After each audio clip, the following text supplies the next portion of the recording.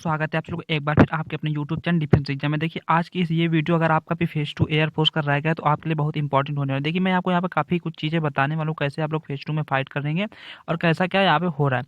तो सबसे पहले बात आपको ये बात याद रखनी है कि आपका वहाँ पे रनिंग नहीं हो रहा है। तो आपको ये मिसलीड नहीं होना कि रनिंग हो रहा है या कि नहीं हो रहा है। तो किसी भी सेंटर पर रनिंग नहीं हो रहा है, केवल कदम ताल हो रहा है। उसके बाद कदम ताल कितने हो रहा है, देखिए कहीं कहीं 50 हो रहा है, कहीं कहीं हो रहा है कि 50 के बाद आप लोग खुद से कुछ कर लीजिए 8-10। तो दोनों कदमों को मिलाकर आपको 100 करने हैं लगभग, और कहीं 50 हो रहा है उसी को मिला के।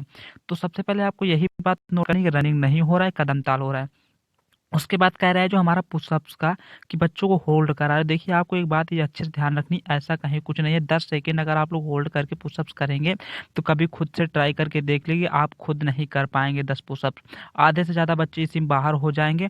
तो अब आपको टेंशन नहीं लेना है। देखिए आप लोग कुछ तो होल्ड करा रहे हैं, 2 से 3 सेकेंड वाला ही सही है। बहुत ज़्यादा आपको 4 सेकेंड होल्ड कराया जाएगा, लेकिन जो 10 सेकेंड वाला बता रहे हैं अगर ऐसा सभी जगह करेंगे तो बहुत सारे लड़के बाहर हो जाएंगे। तो ये बात आपके लिए रॉन्ग है। तो आपको बस यहाँ पे इस पुशअप की टेंशन नहीं लेनी, बस आपको अच्छे से प्रैक्टिस कर लेनी। अगर आपका अभी फेज 2-4 दिन आपको मिल रहे हैं तो आपको लगभग 4 सेकंड होल्ड करने की प्रैक्टिस कर लीजिए और इसी में आपको हो जाएगा। देखिए होता क्या है, जब पुशअप्स वो लोग कराते हैं तो शुरू के हमारे 4 से 5 पुशअप्स बिल्कुल अच्छे से कराए जाते हैं, क्योंकि आप लोग भी जब शुरू करते हैं तो आपको कोई प्रॉब्लम नहीं होती।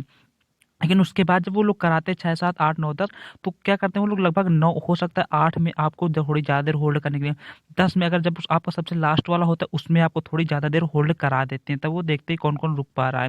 तो बस ये आपको यही करना, शुरू के पुशअप्स अच्छे से कराते हैं, बस वो जो लास्ट वाले होते हैं तो आपकी भी ज़्यादा कैपेसिटी नहीं बचती, और वो आपको अगर 2 सेकंड भी रोकते तो आपको लगता है अरे यार हमें ज़्यादा टाइम रोक दिया गया।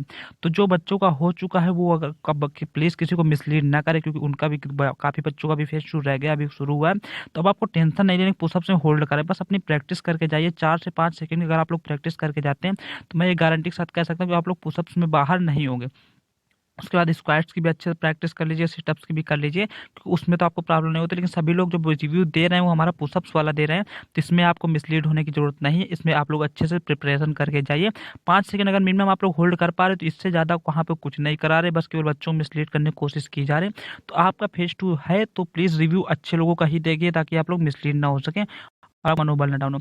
अब हमारा आता है, देखिए पीएफटी में ज़्यादा बच्चे नहीं बाहर हो रहे हैं।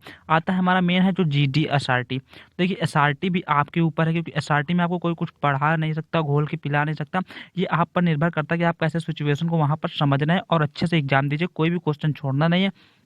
एसआरटी में क्या होता है कि हमारा 4 से 5 क्वेश्चन रीजनिंग का होता है, वो मेन होता है। बस आप लोग रीजनिंग का क्वेश्चन अगर साफ सही कर दिए, उसके बाद एसआरटी में जो क्वेश्चन आते हैं वो आपको जो अच्छा मतलब जो सही लगे, जो पॉजिटिवली हमको आंसर देना है, कभी भी निगेटिव या सेकंड माइंड नहीं सोचना है, और सारे आंसर दे देने, आपका सिलेक्शन हो जाएगा।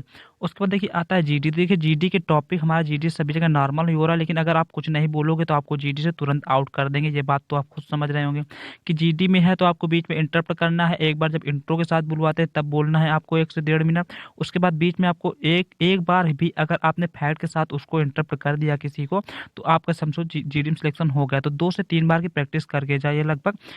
और जो आपको सबसे पहले याद कर रखनी, आपने जो जीडी टॉपिक पढ़ा और आपका पढ़ा जीडी टॉपिक नहीं आया तो बिल्कुल टेंशन लेने की जरूरत नहीं है।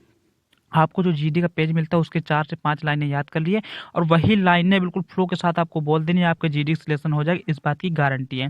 तो प्लीज़ जीडी की भी टेंशन ना लीजिए, बस अच्छे से एग्जाम दीजिए। इस बार भी आपका फेज 2 आसानी से क्लियर हो जाएगा। मिसलीड ना होइए, कोई कुछ बता रहा है कितने बच्चे आउट हो रहे हैं, ऐसा कुछ नहीं। और जी हाँ, 10 एएससी सबसे अच्छा सिलेक्शन दे रहे हैं, आप लोग देख सकते हैं। पर सभी लोग क्या बता रहे हैं। दोस्तों अगर वीडियो पसंद है प्लीज़ चैनल सब्सक्राइब जरूर करें। Thanks for watching.